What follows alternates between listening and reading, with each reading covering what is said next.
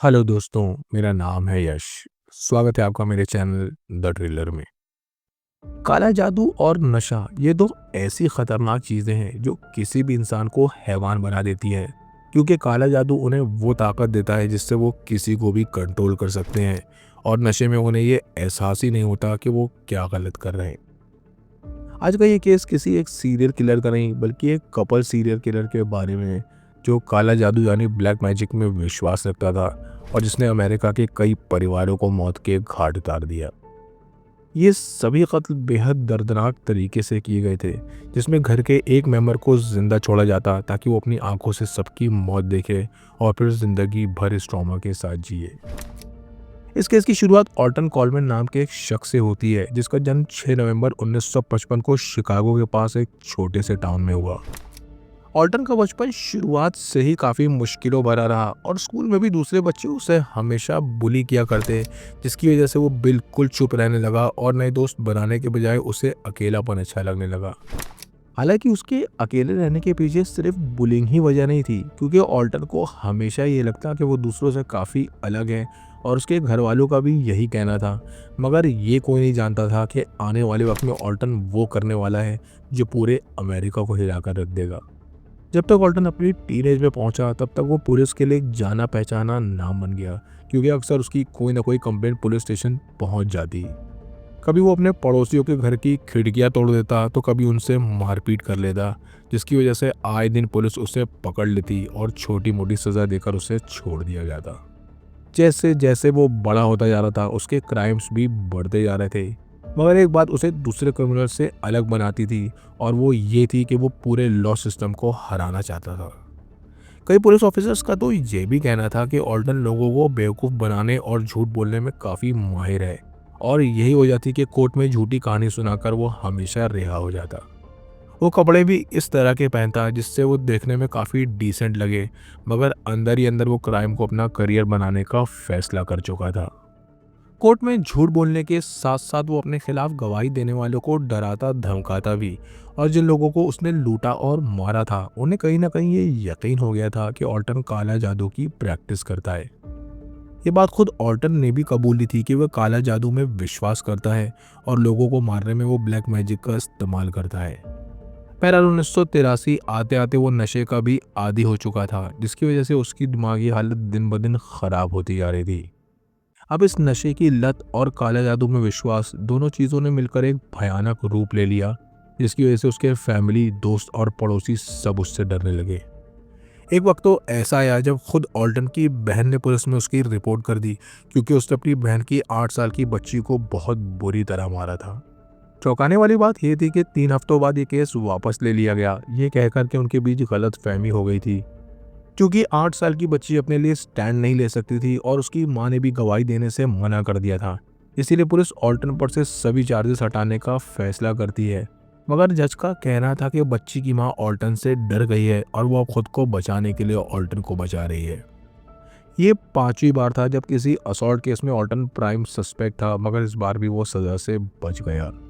इस केस के कुछ ही वक्त बाद ऑल्टन का नाम शिकागो की एक लड़की के मर्डर में सामने आया, जिसके बाद पुलिस उसे ढूंढने लगी और ये बात जैसे ही ऑल्टन को पता चली वो फरार हो गया। ऑल्टन ये बात बहुत अच्छी तरह जानता था कि शिकागो में मर्डर की सज़ा सीधे डेथ पेनल्टी है और जिस दिन वो पुलिस के हाथ लगा वो उसकी ज़िंदगी का आखिरी दिन होगा। यहीं से शुरू होती है हैवानियत और दरिंदगी की वो कहानी जिसने सबके रोंगटे खड़े कर दिए, और इसमें एक औरत भी ऑल्टन का साथ देने वाली थी जिसका नाम था डेबोरा ब्राउन। ऑल्टन से मिलने से पहले डेबोरा ना तो कोई क्रिमिनल थी और ना ही उसका कोई क्रिमिनल रिकॉर्ड था, बल्कि किसी दूसरे शख्स से उसकी एंगेजमेंट हो चुकी थी जिसे उसने ऑल्टन के कहने पर तोड़ दिया। डेबोरा ऑल्टन से बहुत ज़्यादा प्यार करने लगी थी और इसी बात का फ़ायदा उठाकर वो उसे अक्सर बुरी तरह मारता पीटता भी था। डेबोरा अपने 11 भाई बहनों में 5वें नंबर पर थी और उसका बाप शराब का आदी था और माँ को हेरोइन की लत थी। एक बार बचपन में उसके बाप ने उसके सर पर घूंसा मार दिया, जिसकी वजह से उसे कुछ इंटरनल चोटें आईं और इसी वजह से वो अपने बाकी भाई बहनों के मुकाबले थोड़ी स्लो थी। बहरहाल ऑल्टन की तलाश के दौरान डेबोरा पुलिस के हाथ लग गई और चूंकि वो जानते थे कि डेबोरा उसकी गर्लफ्रेंड है, इसीलिए पुलिस ने ऑल्टन के बारे में उससे पूछताछ शुरू कर दी। 1 जून 1984 को ये पूछताछ शुरू हुई, जिसमें डेबोरा ने ऑल्टन की लोकेशन के बारे में कुछ भी बताने से मना कर दिया और 5 जून 1984 को वो भी ऑल्टन के साथ शिकागो से गायब हो गई। यहाँ से वो दोनों इंडियाना पहुंचे, जहां वो दोनों ने नकली आईडी का इस्तेमाल करके एक अपार्टमेंट रेंट पर लिया और अगले 2 हफ्तों तक वो बिल्कुल छुप कर रहने लगे। इसी के 13 दिन बाद यानी 18 जून को 2 बहनें गायब हो जाती हैं, जिनकी उम्र 7 साल और 9 साल थी, और ये तब हुआ जब वो दोनों एक कन्वीनियंस स्टोर से सामान खरीद रही थी। कुछ घंटों बाद बड़ी बहन जिंदा मिली, मगर उसकी हालत बहुत ज़्यादा ख़राब थी और छोटी बहन अभी भी गायब थी। अगली सुबह उस 7 साल की बच्ची की लाश पास की झाड़ियों में मिली और किसी ने उसे बहुत बेरहमी से मार दिया था। उधर बड़ी बहन को जब होश आया, तब उसने वो खौफनाक कहानी सुनाई जिसने सबके होश उड़ा दिए। उसका कहना था कि उन दोनों बहनों को एक आदमी और एक औरत ने चाकू की नोक पर किडनैप कर लिया था, जिसके बाद वो आदमी उसकी छोटी बहन के ऊपर बैठा और कई बार चाकू उसके सीने में उतार दिया।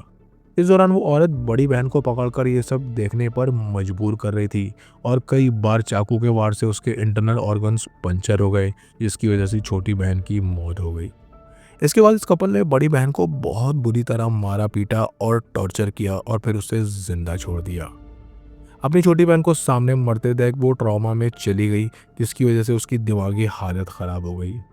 इस हादसे ने उनके पूरे परिवार को झकझोर कर रख दिया और उसके माँ बाप ने बड़ी बेटी को लेकर इंडियाना छोड़ दिया ताकि बुरी यादें उनका पीछा न करे। इस हादसे के कुछ ही घंटों बाद 25 साल की डोना विलियम्स गायब हो गई, जिसकी कंप्लेंट उसके माँ बाप पास के एक पुलिस स्टेशन में लिखा देते हैं। अब तक ये कोई नहीं जानता था कि इन सब के पीछे ऑल्टन और डेबोरा का हाथ है, और अब तक वो दोनों कई और लोगों को लूट चुके थे, जिसके बाद वो दोनों डेट्रॉइट चले गए। इधर इंडियाना में पुलिस इन मर्डर्स की तहकीकात शुरू कर देती है और ऑल्टन और डेबोरा के बार बार जगह बदलने की वजह से उनका पता लगाना बहुत मुश्किल होता जा रहा था।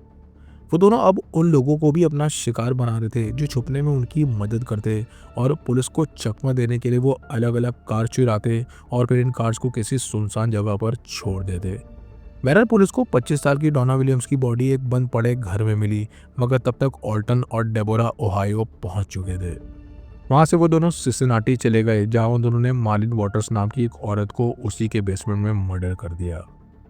बाद में उसका हस्बैंड भी मिला, जिसे बहुत बुरी तरह पीटा गया था, मगर वो जिंदा था, और इस बार भी उन दोनों ने एक विक्टिम को जिंदा छोड़ दिया ताकि वो अपनों को सामने मरता देख जिंदगी भर ट्रॉमा में रहे।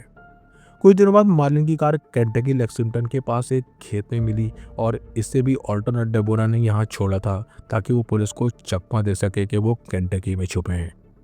यहाँ से वो दोनों विलियम्सबर्ग निकल चुके थे ताकि अपने क्राइम्स को जारी रख सकें, और फिर से किडनैपिंग ने पूरे अमेरिका का ध्यान अपनी तरफ खींच लिया।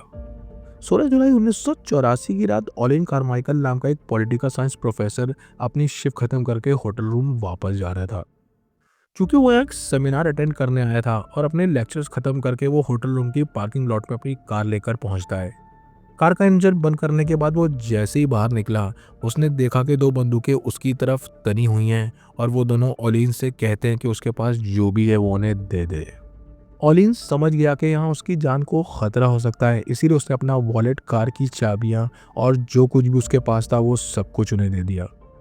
अब ऑलिन को लग रहा था कि वो उसे छोड़ देंगे, मगर तभी वो उसकी कार की डिग्गी खोलते हैं और उसे डिग्गी के अंदर जाने के लिए कहते हैं।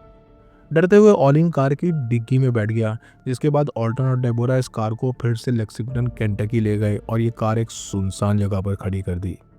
अब वो ऑलिन से कहते हैं कि उन्हें और ज़्यादा पैसे चाहिए। इसके जवाब में ऑलिन कहता है कि उसकी बीवी उन्हें पैसे लाकर दे सकती है, और फिर वो उसे टेलीफोन बूथ के पास लेकर आ गए।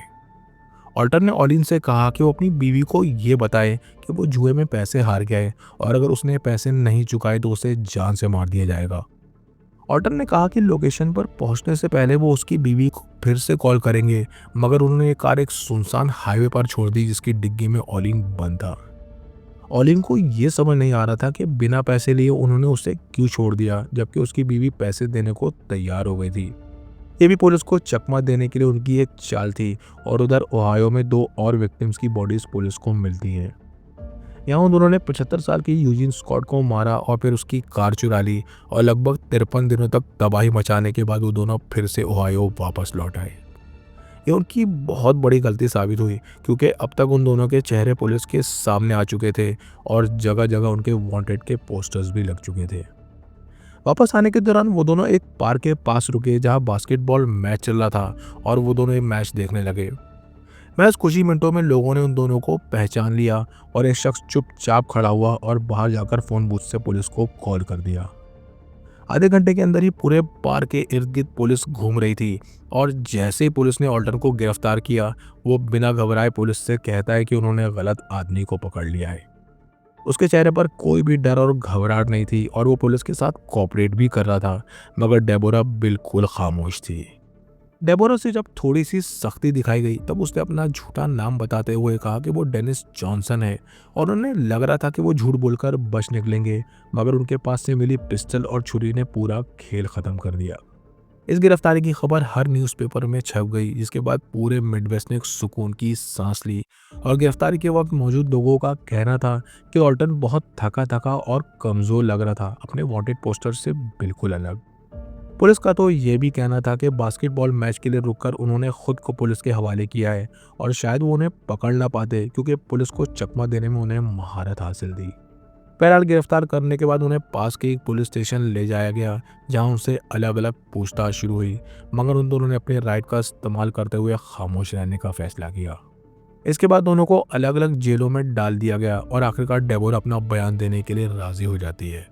लगभग 2 घंटे चली पूछताछ में डेबोरा ने एक एक डिटेल बताई कि कैसे उन दोनों ने लोगों को अपना शिकार बनाया, कैसे उन्हें मारा और उनकी गाड़ियों को कहां कहां छोड़ा। डेबोरा ने यह भी बताया कि ऑल्टन ये सभी मर्डर्स काला जादू में बलि देने के लिए कर रहा था और यह पुलिस डिपार्टमेंट के लिए बिल्कुल नया खुलासा था। हालांकि इस कॉपरेशन के बाद भी उसका जुर्म इतना संगीन था कि उसे सजाए मौत सुनाई गई, जिसके लिए वो अपील भी नहीं कर सकती थी। ऑल्टन को भी सजाए मौत दी गई, जिसमें ओहायो की जेल में उसे लीथल इंजेक्शन से मार दिया गया और इस वक्त उसकी उम्र 46 साल थी। अपने आखिरी दिनों में उसने डेथ पेनल्टी के खिलाफ सुप्रीम कोर्ट में अपील भी की, मगर उसकी इस अपील को रिजेक्ट कर दिया गया। कुछ विक्टिम्स के रिश्तेदारों को ये डेथ पेनल्टी रिकॉर्ड करके भी दिखाई गई, ताकि उन्हें ये एहसास हो सके कि उन्हें इंसाफ मिल गया है। मरने से पहले अपनी आखिरी मील में ऑल्टन ने एक लंबा चौड़ा मेनू ऑर्डर किया, जिसमें उसने mushrooms, fried chicken, corn bread, biscuits, French fries, चीज सैलड, आइसक्रीम और चेरी कोक अपने लिए मंगाई। इस एग्जीक्यूशन चेंबर के साथ एक ऑब्जर्वेशन रूम भी था, जिसमें सिर्फ 12 लोग आ सकते थे और इसमें वो गवाह थे जिन्होंने विक्टिम्स की तरफ से गवाही दी थी। ऑल्टन की लीगल टीम भी इस वक्त वहां मौजूद थी, जिसकी वजह से ऑब्जर्वेशन रूम पूरी तरह भर गया था।